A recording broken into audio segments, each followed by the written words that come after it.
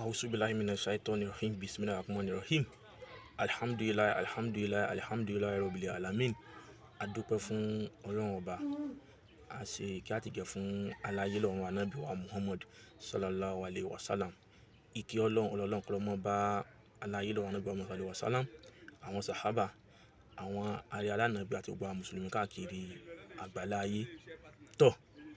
ọ̀rọ̀ kan ní ó ń jà rìnrìn láti bí ọ̀sẹ̀ méjì tó jẹ́ wípé ó wá fún tó jẹ́ wípé àwọn àfáà wọn ń jáde lọ́tùn lósì nígbà tí àgbàfà kan sọ lórí kàfàrà pé kàfàrà kan ò gbé ẹni tó bá ṣàṣemọ́ṣe pẹ̀lú ìyàwó ẹ̀ ní ọ̀sán àwẹ̀. Ọ̀rọ̀ yẹn wá di wàhálà gan tó di controversy káàkiri tó pé òǹkálukú bẹ̀rẹ̀ sí ń sọ tiẹ̀. Nígbà tí ọ̀rọ̀ yẹn kọ́kọ́ bẹ̀rẹ̀ òǹkálukú àwọn àfáà ló ń jáde lórí ìrànràn tán bẹ̀rẹ̀ sí ń sọ̀rọ̀. Àwa rí pé nígbà tó wá tó ṣèjọba rí wípé àwọn àfáà tó ń jáde yìí kì í ṣe nítorí pé bóyá nítorí Ọlọ́run àbí torí nǹkan kan náà fi ń jáde. Òǹkálukú ń jáde nítorí àpò ara ẹni. Torí ọ̀rọ̀ kàfàrà ò ṣe kàfàrà kò yẹ kó wá di wípé àwa ń búra wa à ń sọ̀rọ̀ òdì síra wa. Àwa fẹ́ sọ ẹ̀sìn Islam, ẹ̀sìn àlàáfíà, àwa fẹ́ sọ di ẹ̀sìn jàgídíjàgan tó jẹ́ wípé bọ́dà gan pẹ̀lú bí àwọn àfáà tó yẹ kí wọ́n jẹ́ àrùtùtù ayé pé tí nǹkan bá fẹ́ dàrú káwọn àfáà ò ṣe kí ni kí wọ́n tún ṣe. Àwọn náà wá di wípé wọ́n ń da gbogbo ẹ̀rú, wọ́n ń búra wọn, wọ́n ń sọ̀rọ̀ síra wọn. Ọ̀rọ̀ yìí tó fẹ́ di bí ọ̀rọ̀ kánkọ́ọ̀sì wípé àwa ni group A àbáwa ni group B àbí ká fi wé olúfimọ̀ àti mọ́tàgbàmọ́lẹ̀ pé àwọn kan ní ti lágbájá àwọn kan ní tàmẹ̀dò. Òǹkálukú wá ń sọ̀rọ̀ sí ara wọn. Nǹkan tó wá jẹ́ kàyéfì ni wípé tó bá jẹ́ wípé bí àwọn àfáà ṣe jáde lórí ọ̀rọ̀ kàfàrà yìí òun náà ni wọ́n jáde lórí ìṣẹ̀lẹ̀ tó ṣẹlẹ̀ nígbà tí a kọ́ fẹ́ bẹ̀rẹ̀ àwẹ̀ Ramadan tí wọ́n yọ chief mọ̀mù kan ní Abuja. Tó pé bẹ́ẹ̀ ni àwọn àfáà náà ṣe jáde tẹ̀sán opinion tí yín tẹ̀sán òdodo ọ̀rọ̀ fáwọn ìjọba. Ó ṣeé ṣe kí àwọn ìjọba àwọn tí wọ́n yọ ìmọ̀mù yẹn ó ṣeé ṣe kí wọ́n ṣe kí ni kí wọ́n nípòwàdà kí wọ́n tó ronú ara wọn pa. Bọ̀ níbi ìyẹn anybody ò jáde àkàtọ̀ wípé ẹnìkan àbáwọn méjì pé lọ jáde. Mọ̀ tó wá di ọ̀rọ̀ kàfàrà yìí àwọn lọ́gbọ̀n àfáà ló wá jáde. Bẹ́ẹ̀ kẹ̀dẹ̀ rèé èmi ò rò pé ó yẹ kí ìyẹn kó tó jà débi pé a máa búra wa a máa tàhùn síra wa. Èébú wa pọ̀ débi wípé tọ̀ wọ́n wá rí pé ṣé táwọn àfáà bá ń ṣe ilé gan ṣé Islam gún ó wù àwọn ẹlòmíì láti ṣe ọ̀ láti gbà tí wọ́n bá gbogbo eléyìí. Ìgbà wo làwọn ẹlẹ́sìn míì ṣerú nǹkan báyìí? Ìjọ wo wọn láwọn ẹlẹ́sìn míì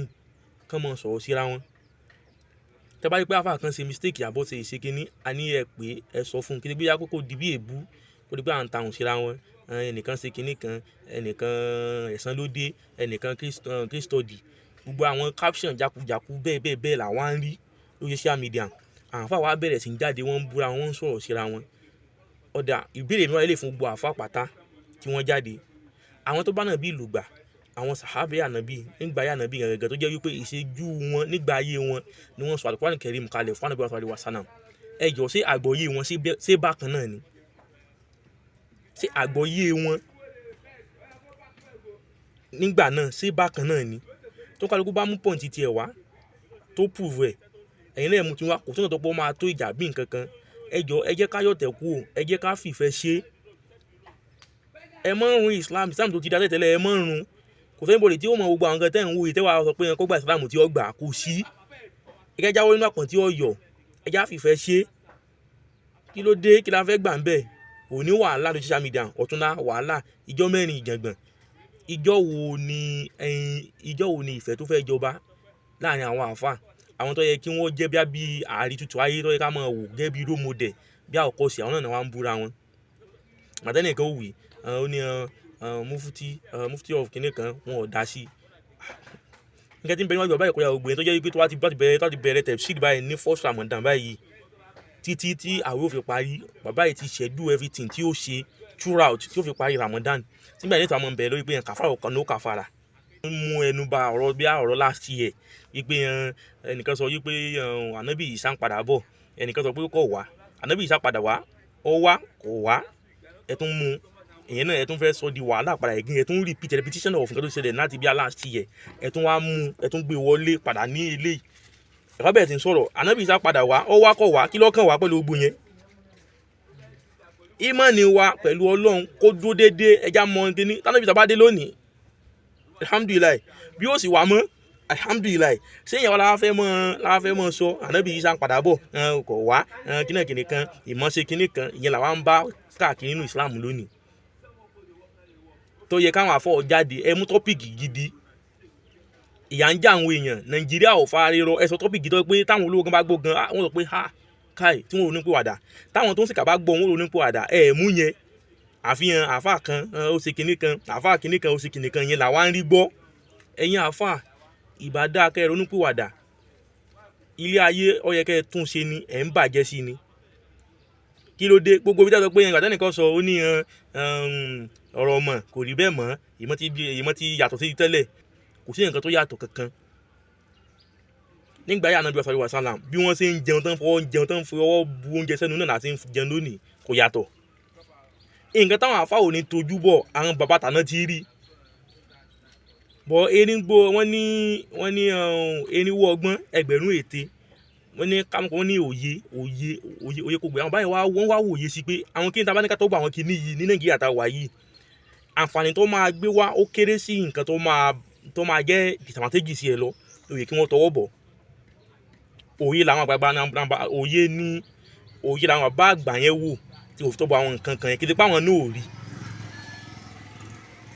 ẹ̀yin wá dé ẹ̀ta àrùn gbogbo ẹ̀ papọ̀ ó wá di pé àkọ̀wá sí àlàáfíà mọ́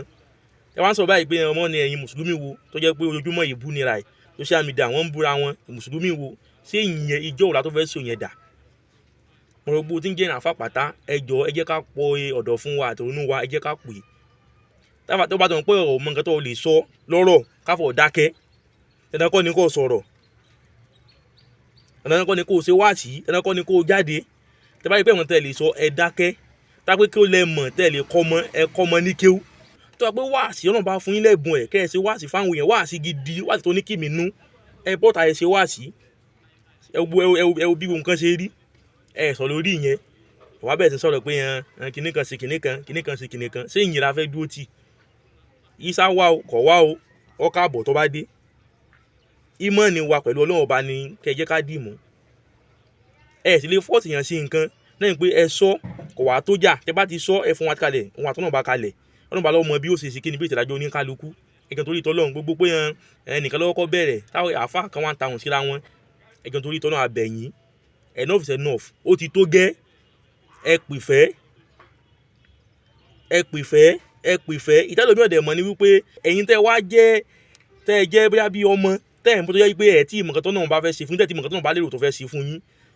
ẹ̀yin náà bẹ̀rẹ̀ sí ń sọ̀rọ̀ tó jẹ́ wípé àtàrà wọn ẹ wà padà mọ́ kàgbákò burúkú lára wọn nígbà tó bá sọ̀rọ̀ sáwọn tó jẹ́ wípé wọ́n jù ọ lọ àwọn tó jẹ́ pé wọ́n ti sọ̀rọ̀ nínú ẹ̀sìn tẹ̀bẹ̀rẹ̀ sí sọ̀rọ̀ sí wọn lórí pé òun gbìjẹ nìkan bẹ́ẹ̀ wọ́n sọ wípé ibi tí ẹni méjì bá ti jà koríko bẹ̀ ni òní sékìní ni òní gbérí mọ́ ẹ̀yin tẹ́ ẹ jọ́ mọ́ tẹ́ ẹ wá ń dá sí tẹ́ ẹ dá sí lọ́nà tó dáa la ilaha illallah Muhammadu rasulullah tọ́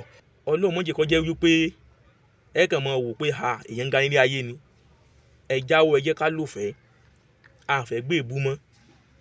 Ọlọ́run gbà fún wa Islam ò ní bàjẹ́ àwa tá à ń ṣe náà àní rẹ̀yìn pẹ̀lú ògo Ọlọ́run Masala.